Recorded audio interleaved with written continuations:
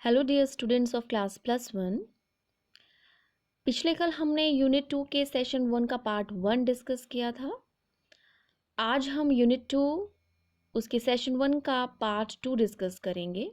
तो यूनिट 2 है nursery management, session 1 है नर्सरी एंड इट्स इम्पॉर्टेंस और इसका पार्ट 2 है types of nursery and plant growth regulators. Job role floriculturist open cultivation. तो सबसे पहले हम डिस्कस करेंगे nursery on the basis of type of plant produced, अर्थात उत्पादित पौधे के प्रकार के आधार पर नर्सरी। ठीक है, different kind of plant produced in different kind of nurseries. सबसे पहले आता है ornamental nursery. Seedlings, root stock and scion material of ornamental plants is raised and conserved for further use. Ornamental nursery को हम सजावटी nursery कहते हैं। सजावटी पौधों के पनीरी, रूट स्टॉक और सायोन सामग्री को उगाया जाता है और आगे उपयोग के लिए संरक्षित किया जाता है। ठीक है, जितने भी ऑर्नामेंटल पौधे हैं, प्लांट्स हैं, उनका जो रूट स्टॉक और सायोन मटेरियल है उसको इसमें रेज किया जाता है और फर्दर यूज़ के लिए उसको संरक्षित करके कंजर्व करके रखा जाता है। अब व्हाट इज रूट स्टॉक और scion we will discuss in fruit nursery. Okay, second one is the vegetable nursery. In this nursery, planting materials like seedlings of all vegetables, rooted cuttings in case of asparagus, sweet potato, then seedlings raised from rhizomes in case of ginger, and tubers in case of potato, bulbs in case of onion and garlic for seed purposes are raised and conserved. Vegetable nursery को हम वनस्पति nursery कहते हैं, सब्जियों की nursery कहते हैं। ठीक है, इस नर्सरी में रोपण सामग्री जैसे सभी सब्जियों के पौधे, जड़ वाले कटिंग, शतावरी और शकरकंद के केस में, राइजोम अदरक में, और कंद आलू, और बल्ब्स प्याज और लहसुन से उत्पन्न बीजों को बीजने के प्रयोजनों के लिए उगाया जाता है और संरक्षित किया जाता है। ठीक है, ये जो कटिंग्स हैं, कुछ वेजिटेबल्स हैं जिनको हम कटिंग से उगाते हैं, कुछ को हम, जैसे जिंजर है तो उसका जो प्रोपेगेटेड पार्ट होता है, जो प्रजनन का जो पार्ट होता है, हिस्सा होता है, उसको हम राइजोम कहते हैं। आलूओं के केस में ट्यूबर्स को लगाते हैं हम, अनियन और गार्लिक के केस में बल्ब्स को। ठीक है, अनियन के केस में तो वैसे बीज की पनीरी लगाई जाती है। ठीक है, तो गार्लिक के केस में भी हम उनकी क्लोव्स को लगाते हैं। तो ये क्या है, vegetable nursery. Next one is ये पिक है ऑर्नामेंटल नर्सरी की। देखिए different kind of ornamental plants जो हैं वो इस नर्सरी में रेज किए गए हैं। Okay, next is fruit plant nursery. This nursery has mother block of different fruit crops used as scion material. फलों के पौधे की नर्सरी। इस नर्सरी में अलग अलग फलों के मदर ब्लॉक होते हैं जिनका उपयोग सायोन सामग्री के रूप में किया जाता है। अब देखिए बेसिकली दो तरह की चीज़ें होती हैं। पीछे ऑर्नामेंटल नर्सरी में मैंने आपको कहा था कि मैं आपको बताऊंगी, रूट स्टॉक और सायोन। रूट स्टॉक जो होता है वो पौधे के निचले पोर्शन को, जब हम ग्राफ्टिंग करते हैं फ्रूट ट्रीज की, ठीक है, या ऑर्नामेंटल प्लांट्स की, तो उसके जो नीचे का पोर्शन होता है उसको रूट स्टॉक कहते हैं और जो अपर पोर्शन होता है उसको हम सायोन कहते हैं। रूट स्टॉक जो है that will give rise to the roots and scion will give rise to different branches, fruits, flowers. ठीक है, लीव्स। जो अपर पोर्शन होता है वो सायोन से बनता है और जो जमीन के नीचे का पोर्शन है वो बनता है रूट स्टॉक से।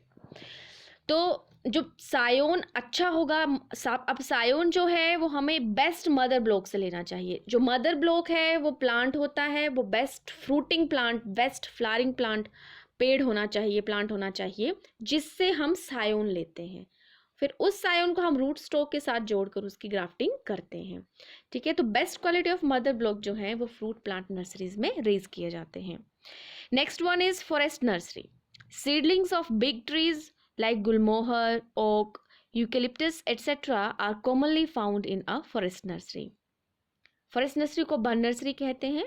बड़े पेड़ों के बीज जैसे कि गुलमोहर, ओक, नीलगिरी, नीलगिरी जिसको लोकल लैंग्वेज में हम सफ़ेदा कहते हैं, आदि आमतौर पर एक वन नर्सरी में पाए जाते हैं। तो जितने ये पेड़ होते हैं, ट्रीज़ हैं, अशोका है, जामुन है, गुलमोहर है, ओक है, नीलगिरी है, और भी बहुत तरह के पेड़ हैं, उनकी जो नर्सरी है उसको हम फॉरेस्ट नर्सरी में रेज करते हैं, and this is a very good example of a permanent nursery. Next one is flower nursery. Different types of flowers such as annual, biennial and perennial are produced in this type of nursery. फूलों की nursery. इस प्रकार की nursery में विभिन्न प्रकार के फूल जैसे वार्षिक, द्विवार्षिक और बारहमासी का उत्पादन किया जाता है. अब देखिए फ्लावर्स भी डिफरेंट तरह के होते हैं. वार्षिक होते हैं, एक साल के बाद मर जाते हैं, द्विवार्षिक भी होते हैं और पेरिनियल भी होते हैं. तो सीजन बेस्ड, बाइनियल या पेरिनियल, ठीक है, इस कई प्रकार के फूल जो हैं उनको फ्लावर नर्सरी में उगाया जाता है. देखिए this is a flower nursery, is a beautiful flower nursery. Different kind of beautiful flowers are raised in this nursery, you can see. ठीक है, नेक्स्ट है हमारा on the basis of structure used in nursery. Nursery में प्रयुक्त संरचना के आधार पर, structure के बेस पर डिफरेंट काइंड ऑफ नर्सरीज कौन कौन सी होती हैं. तो सबसे पहले है high tech nursery. Such a nursery established under protected structures can be successfully raised. High tech nursery, संरक्षित संरचनाओं के तहत स्थापित ऐसी नर्सरी को सफलतापूर्वक उगाया जा सकता है. देखिए प्रोटेक्टेड स्ट्रक्चर इसमें अवेलेबल है, उसके अंडर ही हम नर्सरी को रेज करते हैं. Second one is thatched roof.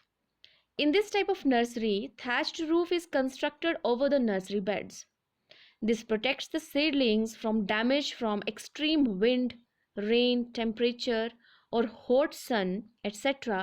up to some extent. It is less costly but not very effective. Thatched roof यानी छत वाली नर्सरीज होती हैं. इस प्रकार की नर्सरी में नर्सरी बेड के ऊपर घास फूस की छत का निर्माण किया जाता है. यह अत्यधिक हवा, बारिश, तापमान या तेज धूप आदि से होने वाले नुकसान से रोपाई को कुछ हद तक बचाता है. ठीक है, यह कम खर्चीला है लेकिन बहुत प्रभावी नहीं है. अब थैच्ड रूफ ऊपर है, घास फूस वाली रूफ ऊपर है, तो बारिश, तापमान, मतलब जितनी भी एडवर्स कंडीशंस हैं उनसे नर्सरीज को बचाता है, लेकिन बहुत ज़्यादा एक्सट्रीम एडवर्स कंडीशंस में उनको नहीं बचा पाता है तो ये कम खर्चीला लेकिन इफेक्टिव बहुत कम है. Next is shade net. Such a nursery is raised under shade net houses. Shade net, इस तरह की नर्सरी को शेड नेट हाउसों के तहत उगाया जाता है. जितना पॉली हाउसेज में आप लोगों ने देखा होगा ग्रीन कलर के नेट्स जो होते हैं वो अंदर यूज़ किए जाते हैं, तो उन शेड नेट्स का भी यूज़ किया जाता है. आजकल आप नर्सरीज देखेंगे तो ऊपर ग्रीन कलर के नेट्स लगाए होते हैं, तो उन नर्सरी के अंडर भी डिफरेंट काइंड ऑफ नर्सरीज जो हैं वो रेज की जाती हैं. Next one is polytunnel. The nursery is covered with plastic material to form a tunnel. It is a miniature structure which produces greenhouse-like effect. Besides being not very expensive, it is easy to construct and dismantle. Polytunnel, सुरंग बनाने के लिए nursery को plastic सामग्री के साथ cover किया गया है. यह एक लघु संरचना है जो ग्रीन हाउस जैसा प्रभाव पैदा करती है. बहुत महंगा नहीं होने के अलावा निर्माण और विघटित करना आसान है. देखिए पॉली टनल है, टनल की तरह ही ये नर्सरी, इसका जो स्ट्रक्चर है, फ्रेमवर्क है, उसको तैयार किया जाता है. और जिस प्रकार से पॉली हाउस में प्लास्टिक शीट लगाई जाती है, ठीक उसी प्रकार से पॉली टनल को भी बाहर से प्लास्टिक कवर किया जाता है.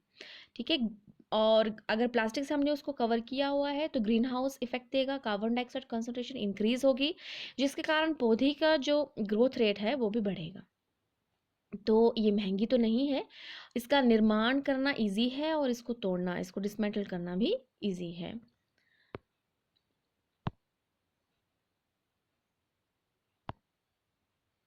नेक्स्ट इज ग्रीन हाउस, जिसको हम पॉली हाउस भी कहते हैं. It is a frame covered structure with polyfilm और shade nets so that plants can be grown under partially or completely modified environment. Such structures are provided with adequate ventilation and may have temperature and humidity controlling devices. Green house अर्थात poly house, यह Polyfilm polythene sheets जिनको हम कहते हैं या shade net के साथ एक फ्रेम कवर संरचना है ताकि पौधों को आंशिक या पूरी तरह से संशोधित पर्यावरण के तहत उगाया जा सके। इस तरह की संरचनाएं पर्याप्त वेंटिलेशन के साथ प्रदान की जाती हैं और इसमें तापमान और आर्द्रता नियंत्रित करने वाले उपकरण हो सकते हैं। पॉली हाउसेज हैं जो कि पार्शियली या फिर कंप्लीटली मॉडिफाइड भी होते हैं। कंप्लीटली मॉडिफाइड जो पॉली हाउसेज होते हैं उनमें एग्जॉस्ट फैंस होते हैं, फॉगर्स होते हैं, प्रॉपर ड्रिप इरिगेशन सिस्टम होता है, ठीक है। ये सारी चीज़ें जो हैं वो पॉली हाउस में अवेलेबल होती हैं, शेड नेट्स भी होते हैं, ठीक है। तो अगर एक्सट्रीम ह्यूमिडिटी है, एक्सट्रीम टेम्परेचर है inside the poly house, exhaust fans का इस्तेमाल किया जाता है, फॉगर्स का इस्तेमाल किया जाता है। और अगर ह्यूमिडिटी जो है बहुत ज़्यादा है तो फॉगर्स का इस्तेमाल हम नहीं करेंगे, एग्जॉस्ट फैंस का इस्तेमाल कर सकते हैं। तो ये है पॉली हाउसेस। नेक्स्ट है, ये एग्जाम्पल है पॉली हाउस का। This is a quonset type poly house. आजकल इस तरह के पॉली हाउसेस का ज़्यादा ट्रेंड है। Next one is nursery inputs. Plant growth regulators. It is a complex organic compound other than nutrients which applied in minute quantities is able to promote or inhibit growth. The use of plant growth regulators is being enhanced to manipulate flowering, growth and yield of flowering plants. Plant growth regulator यह पोषक तत्वों के अलावा एक जटिल कार्बनिक यौगिक है जिसे बहुत कम मात्रा में दिया जाता है, जो विकास को बढ़ावा देने या बाधित करने में सक्षम होता है। फूल आने, पौधे की बढ़त और अच्छे उत्पादन के लिए संयंत्र विकास नियामकों का उपयोग बढ़ाया जा रहा है। Next is some of the plant growth regulators are as follows. संयंत्र विकास नियामकों में से कुछ इस प्रकार से हैं। सबसे पहले आता है ऑक्सिन्स। अब देखिए, जो प्लांट हार्मोन्स हैं वो क्या होते हैं।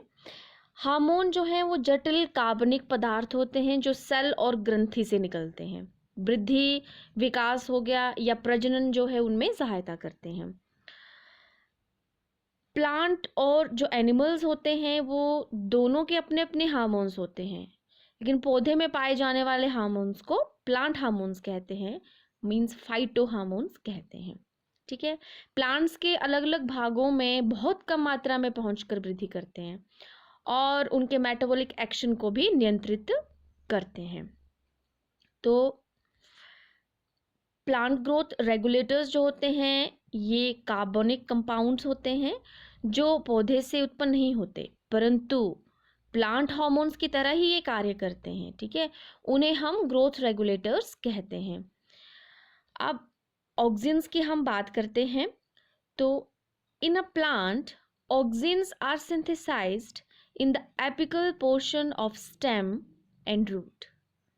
Auxins control growth through cell enlargement and influence developmental responses such as apical dominance, indole acetic acid, indole butyric acid, naphthalene acetic acid, 2,4-D dichlorophenoxyacetic acid जिसको हम 2,4-D कहते हैं are some examples of auxins. Auxins क्या है? एक पौधे में stem और जड़ के एपिकल भाग में ऑक्सिन्स को संश्लेषित किया जाता है। ऑक्सिन्स कोशिका वृद्धि के माध्यम से विकास को नियंत्रित करते हैं और विकास संबंधी प्रतिक्रियाओं को प्रभावित करते हैं, जैसे कि एपिक वर्चस्व। इंडोल एसिटिक एसिड एग्जाम्पल है, indole butyric acid, then naphthalene acetic acid हो गया और 2,4 डाइक्लोरोफेनॉक्सी एसिटिक एसिड्स, ये ऑक्सिन्स के एग्जाम्पल हैं। तो देखिए जो ऑक्सिन है वो सेल डिवीजन और सेल एलोंगेशन में भाग लेता है। इंडोल एसिटिक एसिड और जो नेफ्थलीन एसिटिक एसिड है वो इसके मेजर एग्जांपल्स हैं। ऑक्सिन की जो खोज है वो सन 1825 में डार्विन ने की थी। ठीक है, नेक्स्ट वन इज साइटोकाइनेंस। तो अब साइटोकाइनेंस क्या होता है? Cytokinins help in the transport of amino acids in plants. They promote cell division and senescence. Cytokinin cytokinin पौधों में अमीनो एसिड के परिवहन में मदद करते हैं। वे कोशिका विभाजन और सेनेसेंस को बढ़ावा देते हैं। तो अब साइटोकाइनिन्स जो हैं उसकी जो खोज थी वो मिलर ने 1955 में की थी। यह प्राकृतिक रूप से ऑक्सीजन के साथ मिलकर काम करते हैं जो साइटोकाइनिन्स होते हैं।